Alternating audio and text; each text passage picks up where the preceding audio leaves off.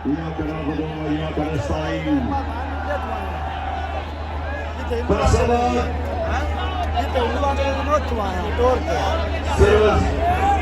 मेलाkan शुक्र अदा कर सकता हूँ आपको देख के, आपके जुनून को, आपके जज्बे को देख के आपका शुक्रिया अदा करता हूँ।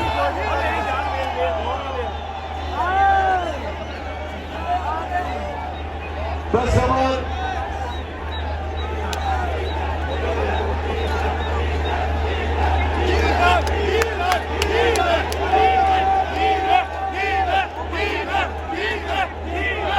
फैसलाबाद में तो डीजल की कमी नहीं, मैंने तो सुना किसानों के पास इस वक्त डीजल नहीं है। अच्छा फैसलाबाद मैं जब यहाँ 2018 में जलसा किया था तो मुझे पता है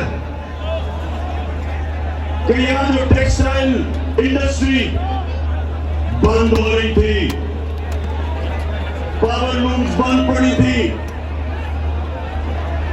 टेक्सटाइल इंडस्ट्री जो पाकिस्तान की सबसे ताकतवर इंडस्ट्री,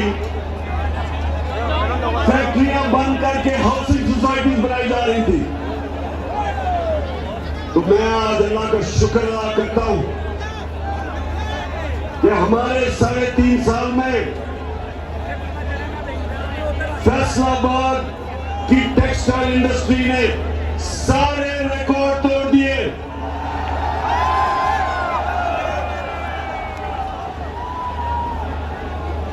मुझे यहां टेक्सटाइल इंडस्ट्री के मालिकान ने कहा कि जनाब मजदूर नहीं मिलते और 2018 में यह बेरोजगारी थी।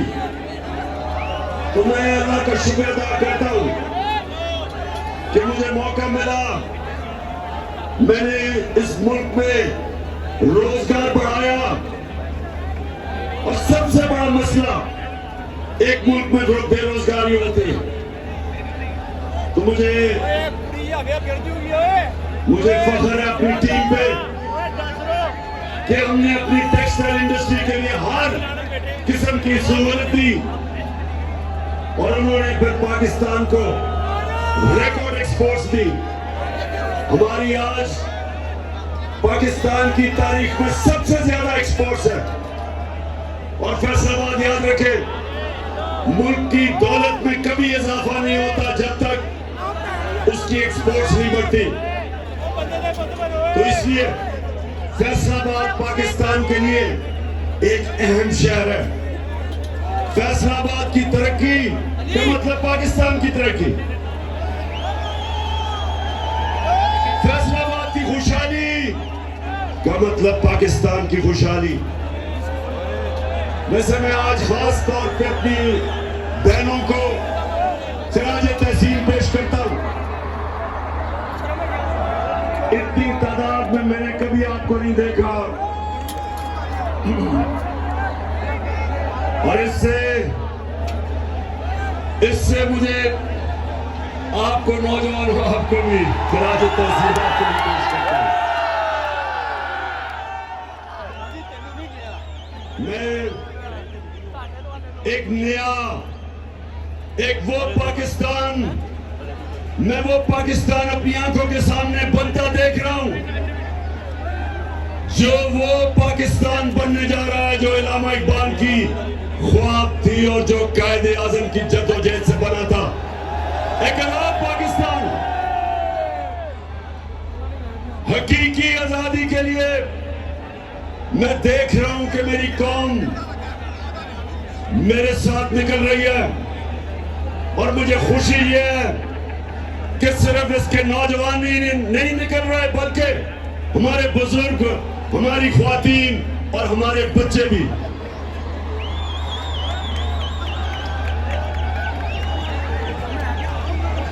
तो फैसलाबाद, सवाल आपसे ये है कि क्या इस्लामाबाद की आपकी तैयारी है?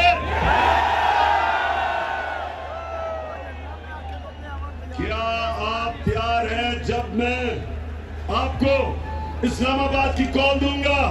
आप तैयार हैं? मुझे ये बताएं, लोग कहते हैं बहुत गर्मी है, मैं ये कहता हूं कि अगर इमरान खान, अगर उसके लिए गर्मी नहीं तो मेरे नौजवानों के लिए बिल्कुल गर्मी नहीं।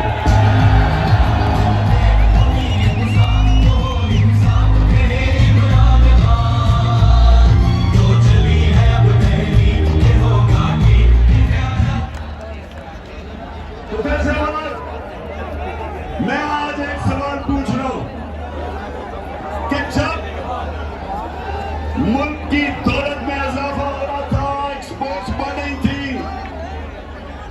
तारीखी हम इस मुल्क में पैसा इकट्ठा कर रहे थे, टैक्स इकट्ठा कर रहे थे, किसानों को वो पैसा मिला जो पाकिस्तान की तारीख में कभी किसानों को इतना पैसा नहीं मिला। उन्होंने अपनी पैदावार बढ़ाई। इस बार भी 4 फसलें रिकॉर्ड हुई। चावल, गन्ना, आलू और मकई रिकॉर्ड हुई। किसानों के पास पैसा आया, किसान खुश। इंडस्ट्री 11 सालों में सबसे तेजी से पाकिस्तान की इंडस्ट्री बढ़ रही थी, तैयार हुई।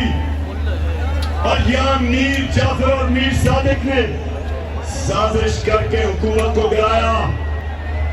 मेरा सवाल ये है कि ये जो लोग साजिश करके अब ऊपर बैठे हैं, अब बताएं कि क्या आपसे मुल्क संभल रहा है? रुपया हर रोज गिर रहा है, स्टॉक मार्केट गिर रही है, महंगाई बढ़ रही है। और मैं वो टीवी चैनल्स और मीडिया हाउसेस से पूछता हूं कि क्यों नहीं अवाम के अंदर जाते और पूछते, लोगों के सामने माइक रखे और पूछे कि जनाब टमाटर कितने महंगे हुए, मुर्गी कितनी महंगी हुई। मुर्गी की कीमत दुगनी हो गई क्योंकि हमजा शहबाज मुर्गी की कारोबार में दुगनी हो गई है उसकी। जरा जाए लोगों से पूछे लोगों से। और जब आप टीवी का कैमरा लेके जाएंगे लोगों के पास, तो आप लोगों से 2 चीजें सुनेंगे, 2 लफ्ज सुनेंगे। एक होगा गद्दार और दूसरा होगा चोर।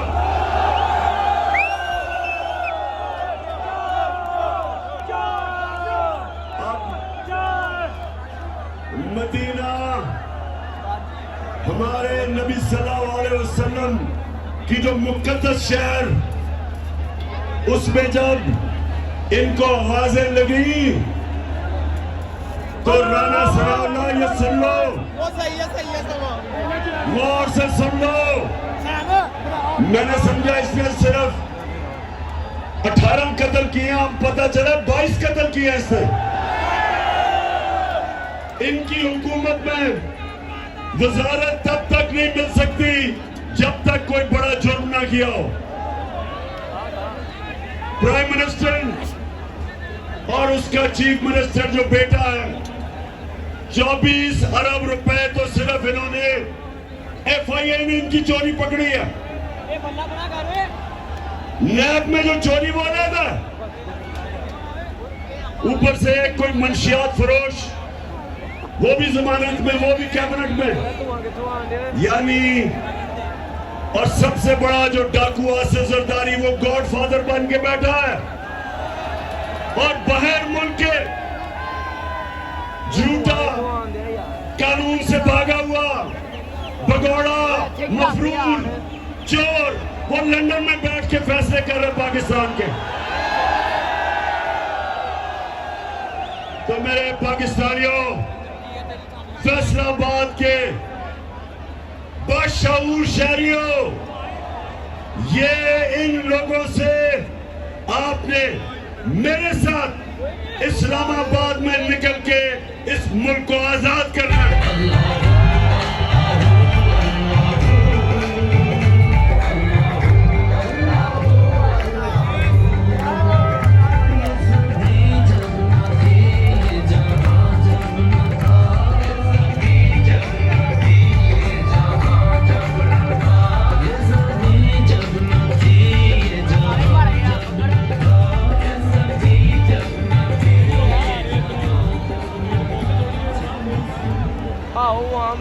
फैसलाबाद, अच्छा फैसलाबाद गर्मी तो नहीं लग रही? देखिए, आपका कप्तान तो अपनी जिंदगी के कोई 20-25 साल धूप के अंदर क्रिकेट खेल के उसको तो गर्मी नहीं लगती, लेकिन मुझे आपकी फिक्र है थोड़ी सी। माशाल्लाह, ये कौम, ये जो पाकिस्तानी कौम है, अभी इसने अपने असल मुकाम पे पहुंचना। हमारा नजरियाती लीडर इलामा इकबाल ने कहा था कि उस रिस्क से मौत अच्छी है जिस रिस्क से आती है परवाज में कोताही। फैसलाबाद इसका मतलब कि गुलामी से बेहतर मौत है।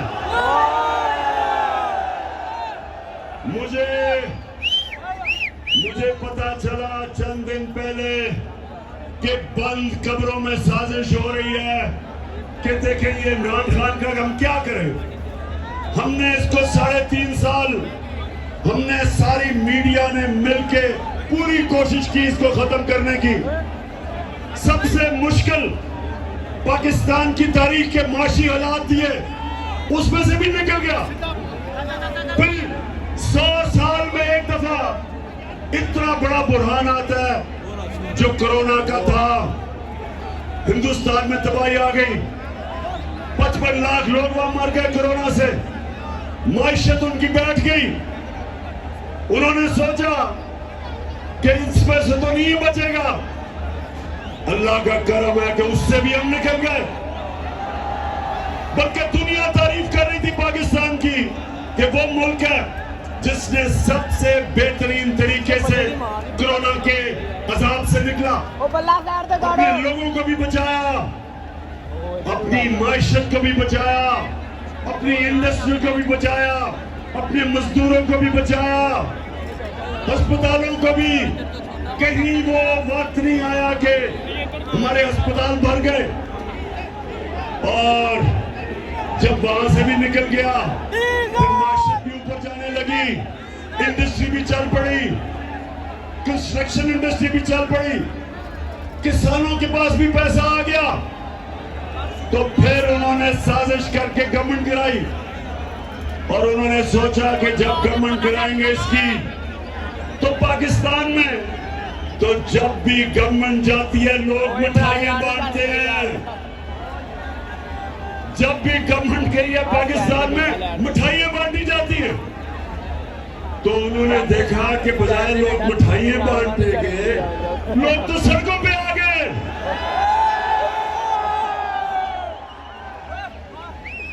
लोग इस तरह निकले पाकिस्तान में कि मैंने तो इस मुल्क की तारीख में इस तरह अवाम को सड़कों पर नहीं निकलते देखा। तो जब ये देखा कि अच्छा ये तो लोग भी निकल रहे हैं, और खौफ आना शुरू हो गया इस्लामाबाद का कि इस्लामाबाद में अवाम का समुंदर आने लगा। तो फैसला किया कि इस तरह तो बात नहीं बनेगी, इसको दुनिया से ही फारिग किया जाए। तो मैंने इसलिए फैसलाबाद के लोगों और मेरे पाकिस्तानी कौम जो देख रही है, मैंने इसलिए एक वीडियो रिकॉर्ड किया। उस वीडियो के ऊपर मैंने एक एक का नाम लिया जो इस साजिश में मुलव्वस था, जो पिछली गर्मियों से साजिश हो रही थी। एक एक का मैंने नाम लिया इस वीडियो में। और मैंने ये क्यों किया क्योंकि मुझे पता है पाकिस्तान की तारीख कभी भी इस मुल्क में ताकतवर मुजरिम को नहीं पकड़ा जाता। लियाकत अली खान के पीछे कत्ल के पीछे कौन था? कभी नहीं कोई पकड़ा गया। जुल्फिकार अली भुट्टो का जो जुडिशियल मर्डर हुआ, किसी को सजा नहीं मिली। जियाउल हक का जहाज जो गिराया गया, किसी को नहीं पता चला। इसलिए मैंने फैसला किया कि सारी मेरी कौम को पता चलना चाहिए कि इस साजिश के पीछे कौन था। डॉक्टर अलवी पाकिस्तान के प्रेसिडेंट ने पाकिस्तान के चीफ जस्टिस को खत लिखा। उसने वो मुरासला बताया जिधर अमरीकी डोनाल्ड लू ने पाकिस्तान के सफीर को वॉशिंगटन में बुला के धमकी दी कि अगर इमरान खान को तुम नहीं निकालोगे, अदम एतमाद को कामयाब नहीं करोगे इसके खिलाफ, तो पाकिस्तान को मुश्किलों का सामना करना पड़ेगा। धमकी दी उसने। सोचे 22 करोड़ का पाकिस्तान का मुंतखब प्राइम मिनिस्टर और एक हमारे एम्बेसडर को धमकी देता है कि अपने प्राइम मिनिस्टर को अगर तुम नहीं निकालोगे, जो साजिश थी अदम एतमाद की, तो पाकिस्तान को मुश्किलों का सामना करना पड़ेगा। और फिर कहता है कि अगर ये साजिश कामयाब हो गई, यानी अदम एतमाद कामयाब हो गया, तो हम सब कुछ माफ कर देंगे, हम सब कुछ माफ कर देंगे। अमेरिकी और डोनाल्ड लू, तुम हो कौन हमें माफ करने वाले?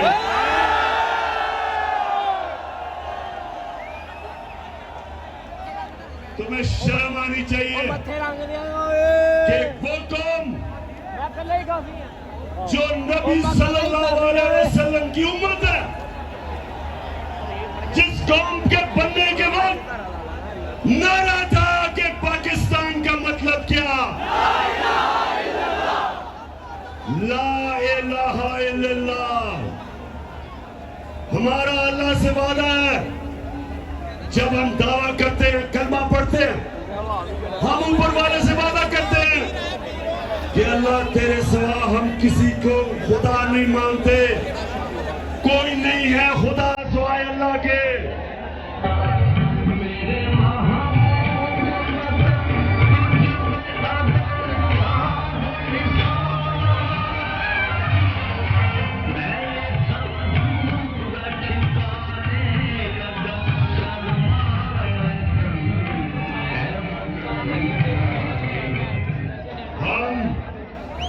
फैसलाबाद फिर से सुन लो,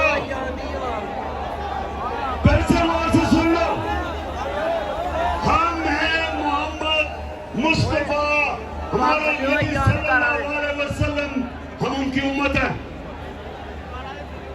हमारे अजीम लीडर ने हमें आज से 1500 साल पहले बता दिया था कि मुसलमान किसी के सामने नहीं झुकता।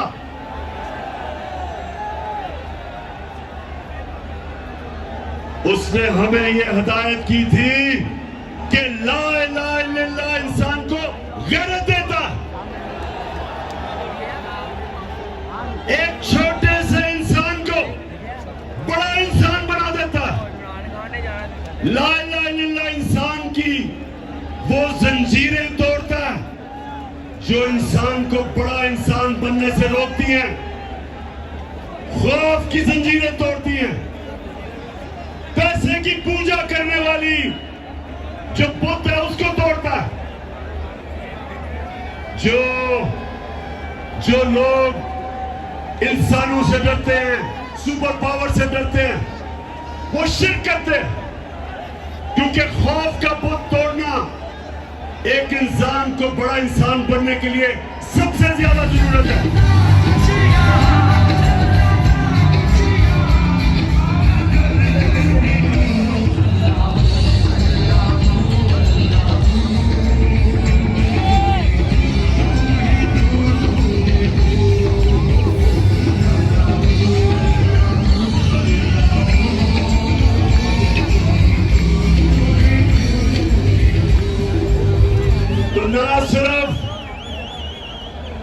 ना सिर्फ बाहर की साजिश और अंदर के मीर जाफर और मीर सादिक की वजह से चोरों की हुकूमत हमारे ऊपर मुसल्लत की गई। फैसलाबाद, क्या इन डाकुओं की हुकूमत को आप तस्लीम करते हो? इंपोर्टेड हुकूमत, इंपोर्टेड हुकूमत को हम किसी सूरत ना तस्लीम कर सकते हैं ना करेंगे। और इन लोगों को हमारे पर मुसल्लत किया, ये हमारी 22 करोड़ लोगों की सबसे बड़ी तौहीन है कि इधर सारे फैसलाबाद में अजीम लोगों का शहर, बाशऊर लोगों का शहर, उधर अगर लीडर सारे शहर में राणा सनाउल्लाह मिला है, ये कितनी बड़ी तौहीन है फैसलाबाद के लिए।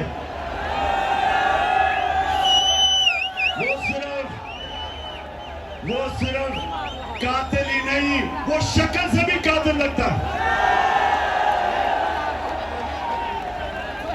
तो हमारी तौहीन देखे, बाप बेटा दोनों अंडर ट्रायल, केस चल रहा है एफआईए में केस चल रहा है। फैसलाबाद जरा गौर से सुने मेरी बात, गौर से सुने जरा। मुझे दुनिया में एक मुल्क की मिसाल दे दे,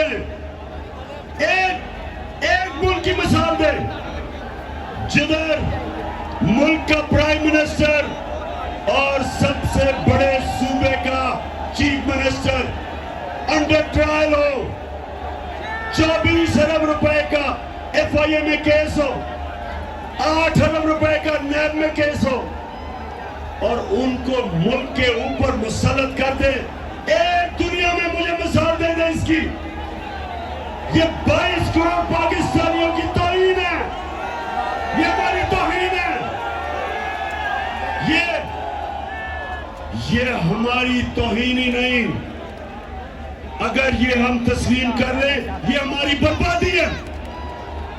आते साथ ही उसने क्या किया, उसने एफआईए में सबको फारिग कर दिया जिन्होंने मेहनत से इसका केस बनाया था। और जो 2 तफ्तीश करने वाले ऑफिसर थे, सुने फैसलाबाद, मुझे खतरा था ये होगा। तो जो 2 तफ्तीश करने वाले एफआईए के ऑफिसर,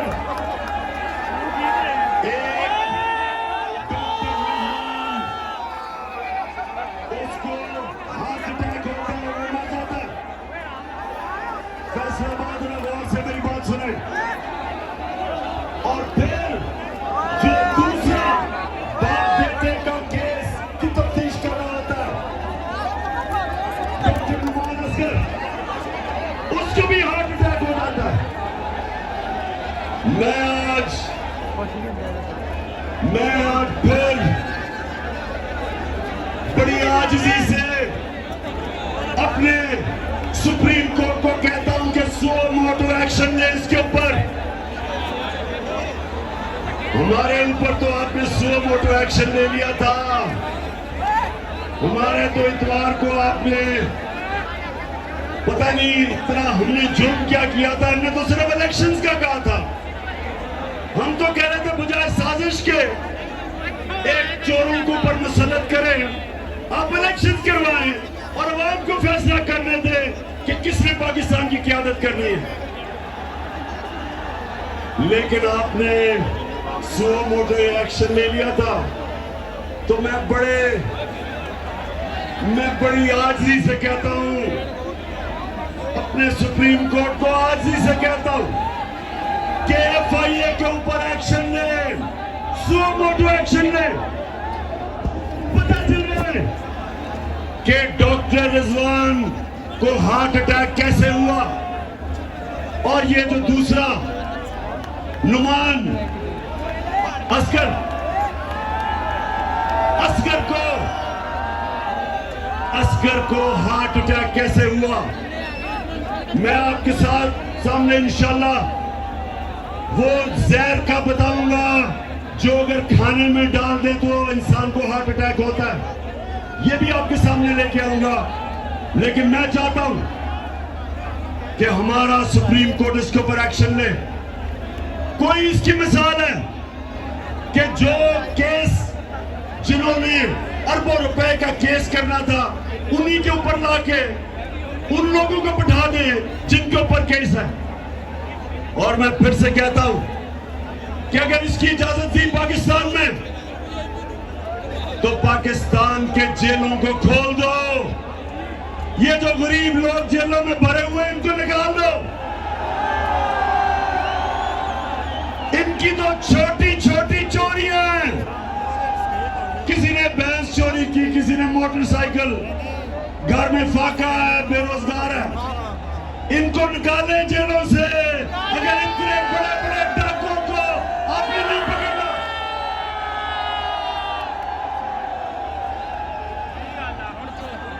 इसीलिए फैसलाबाद, इसलिए मैंने टेप रिकॉर्ड करवाया, अपना वीडियो रिकॉर्ड करवाया, क्योंकि मुझे पता है कि ताकतवर को पाकिस्तान की तारीख में 75 साल तारीख ये बताती है कि ताकतवर को हमारा इंसाफ का निजाम, ताकतवर मुजरिम को नहीं पकड़ सकता।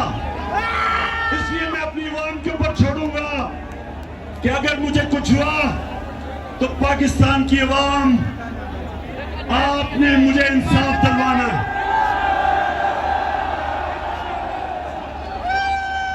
बताएं, आप मुझे इंसाफ दिलवाएंगे? आपने मेरे से आज 2 वादे करने।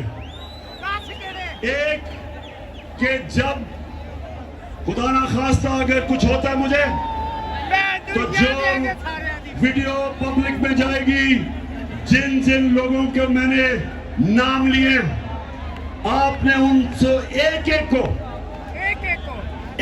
को इंसाफ के कटहरे में खड़ा करना।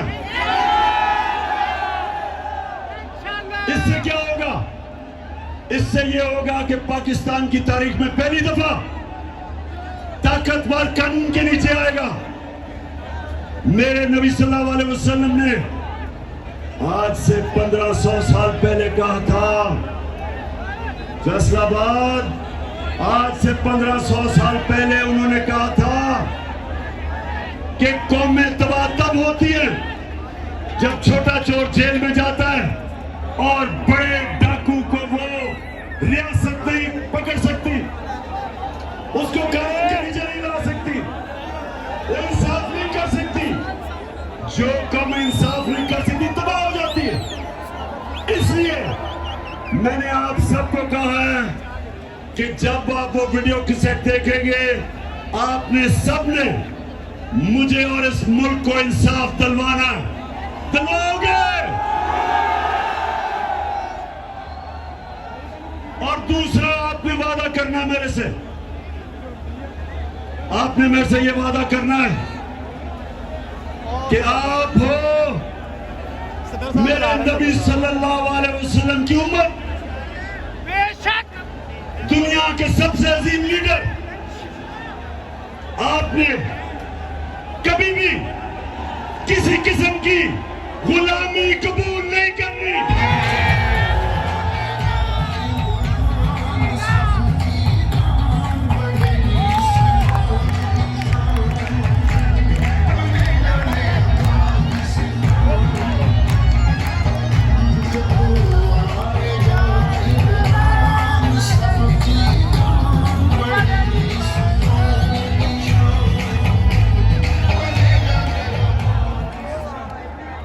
तो मेरे पाकिस्तानियों, मेरे दिलेर पाकिस्तानियों, कभी एक और वादा करना, आपने कभी किसी उस पार्टी को वोट नहीं देनी जिनके लीडरों का पैसा मुल्क से बाहर पड़ा हो। जब भी किसी पार्टी के लीडर का पैसा, जायदाद, उसके मोहल्ला, उसके ऑफशोर अकाउंट्स मुल्क से बाहर होंगे, वो कभी आपके मफादात की हिफाजत नहीं कर सकेगा। सही है। वो अपने पैसे की गुलामी करेगा और पैसा अगर जिन मुल्कों में पड़ा है उन मुल्कों की गुलामी करेगा।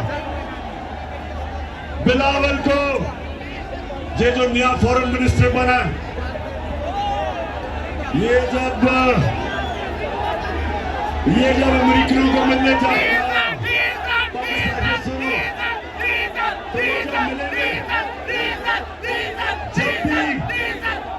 जब भी मैं किसी भी प्राइम मिनिस्टर होके किसी मुल्क के सरबराह या वजीर से मिलता हूं तो पहले मुझे सारा उसके ऊपर उसका बायोडेटा मिलता है, उसकी सारी हिस्ट्री मिलती है कि उसने क्या किया, क्या काम करता है, माजी में क्या किया, सारा कुछ पहले मेरे पास आता है।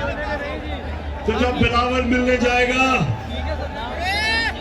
ब्लिंकन को तो उसके पास पता होगा कि किधर किधर जरदारी के और बिलावल के बाहर बैंक अकाउंट्स पड़े हैं, किधर किधर पैसा पड़ा है, किधर किधर उनकी जायदादें हैं।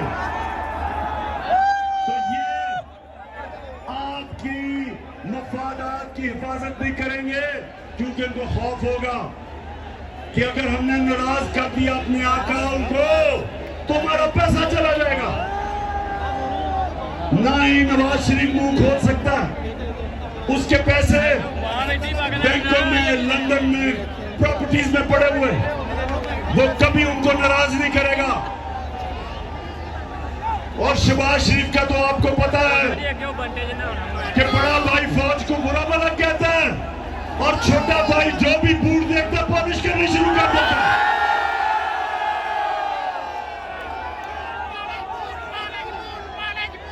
वो ये भी नहीं देखता कि बूट किसके हैं, बस बूट देख के पॉलिश शुरू कर देता। तो ये हैं जो हमारे मुल्क पे मसलत किए। अब इन्होंने मुल्क को तो तबाही की तरफ लेके जा रहे हैं। महंगाई बढ़ रही है, रुपया गिर रहा है, फॉरेन एक्सचेंज रिजर्व गिर रहे हैं। अब ये जाएंगे अमेरिका के पास और सियाल फैसलाबाद सुन लो, अमेरिका को पास जाके कहेंगे कि खुदा के वास्ते हमें बचा लो, कहेंगे कि हमें खुदा के वास्ते पैसे दे दो, नहीं तो इमरान खान वापस आ जाएगा। मेरे से डराएंगे उनको कि खुदा के वास्ते हमारी मदद करो, हमारा दिवालिया निकल गया। तो जब अमेरिकन अगर इनकी मदद करेंगे तो फैसलाबाद सुन लो मेरी बात, कभी भी अमेरिकी मदद नहीं करेंगे जब तक वो इनके गले में जंजीर पूरी तरह टाइट करके नहीं डालेंगे। वो उनको कहेंगे कि पहले तो हिंदुस्तान के साथ दोस्ती नहीं, गुलामी करो, कश्मीर को भूल जाओ, फलस्तीनियों के लिए मुंह न खोलो, जो मर्जी इसराइल करे फलस्तीनियों से चुप करो। अगर रूस 30% कम पे तेल दे रहा है तो आपने नहीं लेना क्योंकि आप हमारे गुलाम हैं। अगर आपने 30 लाख टन गंदम आपको जरूरत है, आप रूस से नहीं ले सकते। अगर आपने पाकिस्तान को अगर ईरान से सस्ती गैस मिलेगी, वो कहेंगे हमने आपको इजाजत नहीं दी। इसको कहते हैं गुलामी। हिंदुस्तान हमारे साथ ही आजाद हुआ था, आज रूस से तेल भी सस्ता खरीद रहा है, आज रूस से हथियार भी खरीद रहा है, अमेरिका का स्ट्रेटेजिक अलायंस में भी है, लेकिन अमेरिका कुछ नहीं कहता हिंदुस्तान को क्योंकि वो आजाद है। हिंदुस्तान ईरान से गैस भी खरीद रहा है, तेल भी लेता है, लेकिन हिंदुस्तान को वो कुछ नहीं कहते। हमें उन्होंने जो गुलाम बनाया हुआ, फतह किए बगैर हुक्म देते, तो इसलिए इसलिए मेरे पाकिस्तानियों, ये आपने मेरे साथ इस्लामाबाद इसलिए निकलना है कि हमने अमेरिका को गुलामों को कभी कबूल नहीं करना।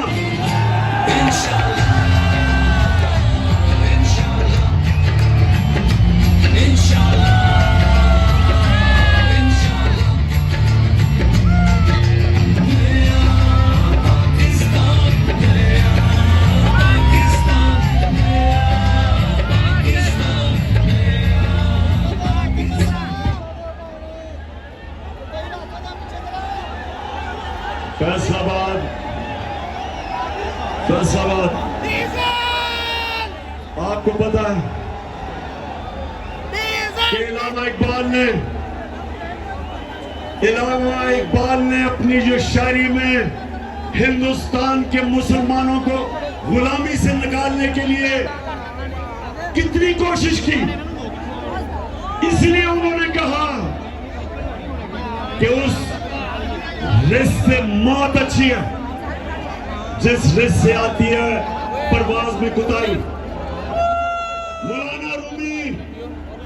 मौलाना रूमी ने क्या कहा? उन्होंने कहा कि जब अल्लाह ने आपको पर दिए, आप अल्लाह की सबसे अजीम मखलूक है, अशरफुल मखलूकात, तो जब आपको अल्लाह ने पर दिए, क्यों जमीन पे चूंटियों की तरह रेंग रहे हो? क्योंकि गुलाम की कोई परवाज नहीं होती, गुलाम जमीन पे होता है। इकबाल का शाहीन अपनी जंजीरें तोड़ के ऊपर जाता है। हमें अपनी परवाज के लिए हकीकी आजादी चाहिए। हमें ला इलाहा इल्लल्लाह को अपने दिलों में डालना है। हमें फैसलाबाद के गयूर लोगों, हमें इन गुलामों से आजादी लेनी है। और मैं आपको यकीन दिलाता हूं कि हम एक कौम बनने जा रहे हैं। सारी कौम इकट्ठी हो गई है इन चोरों के खिलाफ, इन गुलामों के खिलाफ। ये कौम कुछ भी कर सकती है। ये पैसे इकट्ठे करके कर्जे अपने वापस कर सकती है।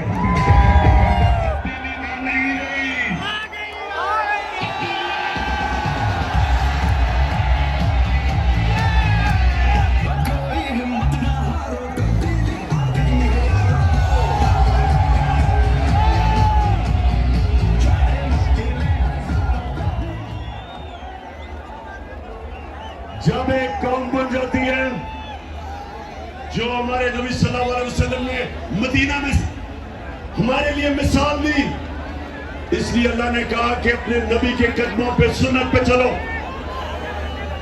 और मेरे पाकिस्तानियों, मैंने अपने 3.5 साल में जो मुझे सबसे ज्यादा फख्र है कि मैंने जो मेरे नबी सल्लल्लाहु अलैहि वसल्लम की शान में गुस्ताखी करते थे, मैंने यूनाइटेड नेशंस में उठाया, ओआईसी में उठाया, और मैं और हमारी जमात और मेरी गवर्नमेंट मुसलमानों की तारीख में, यूनाइटेड नेशंस की तारीख में वो पहली गवर्नमेंट है जिसने 15 मार्च को एंटी इस्लामोफोबिया का दिन बनाया यूनाइटेड नेशंस ने। मतलब क्या कि अब यूनाइटेड नेशंस ने यह फैसला किया कि आजादी राय की आड़ लेके आप हमारे नबी सल्लल्लाहु अलैहि वसल्लम की शान में गुस्ताखी नहीं कर सकते। मुझे फख्र है कि मेरी हुकूमत थी, पहली हुकूमत थी वाहिद और मुसलमान हुकूमत, जिसने यूनाइटेड नेशंस में जो हमारे बार बार हमारे नबी सल्लल्लाहु अलैहि वसल्लम के शान में जब गुस्ताखी की जाती थी, तो ये पहली दफा हुआ है कि एक इंटरनेशनल बॉडी ने फैसला किया कि आप आजादी राय और या फ्रीडम ऑफ स्पीच के नाम पे ये नहीं कर सकते। तो मैं इसलिए आज आप सबके सामने फख्र कर रहा हूं कि हमारे नबी सल्लल्लाहु अलैहि वसल्लम ने उनकी जो सुन्नत है वो है हमारा जिंदगी का रास्ता, वो है हमारा रोड मैप। और उन्होंने हमें मदीना की रियासत में यह बताया कि अगर कौम ने ऊपर जाना है, अगर उसने एक अजीम कौम बनना है, तो उसको ला इलाहा इल्लल्लाह हकीकी तौर पे अपने दिल में लाना पड़ेगा, जमीनें तोड़नी पड़ेगी।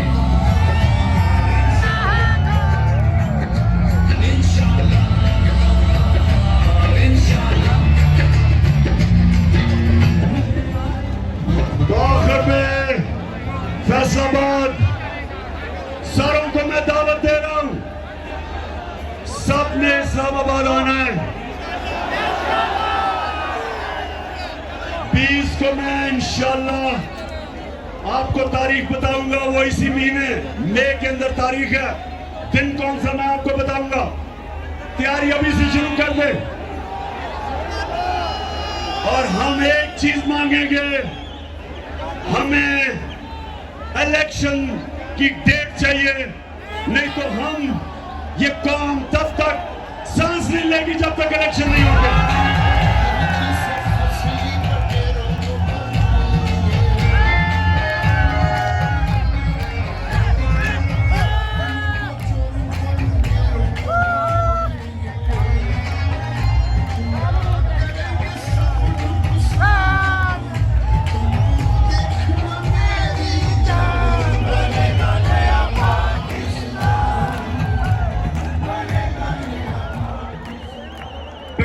ज्यादा से ज्यादा लोगों को इस्लामाबाद आना चाहिए, लेकिन जो नहीं आ सकते उनको फैसलाबाद में निकलना चाहिए।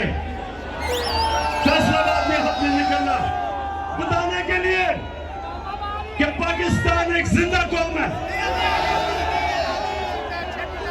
और मैं आज यहां अपनी सारी अक़ीदतों को, अपनी मुस्लिम बरादरी को, अपने सिख बरादरी को, अपने जितने भी हमारे हिंदू हम हैं, उस रब की, हम उस रब को मानते हैं जो है रब्बुल आलमीन, सब इंसानों का रब। और हमारा नबी सल्लल्लाहु अलैहि वसल्लम रहमतुल आलमीन है, सब इंसानों के लिए रहमत लेके आए। पाकिस्तान सबका है और मैं सबको दावत दे रहा हूं निकलने के लिए।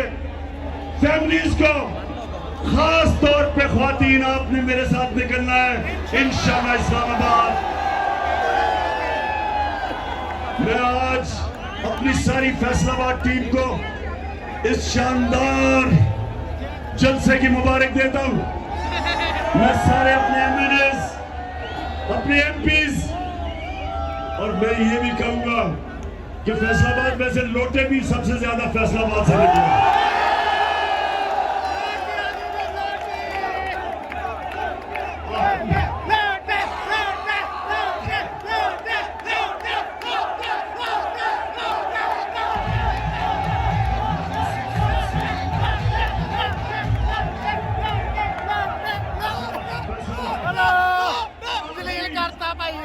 आपने मेरे से आखिरी वादा करना कि किसी भी, अगर कोई भी लोटा फैसलाबाद से जीत गया, मैं फैसलाबाद नहीं आऊंगा उसके बाद।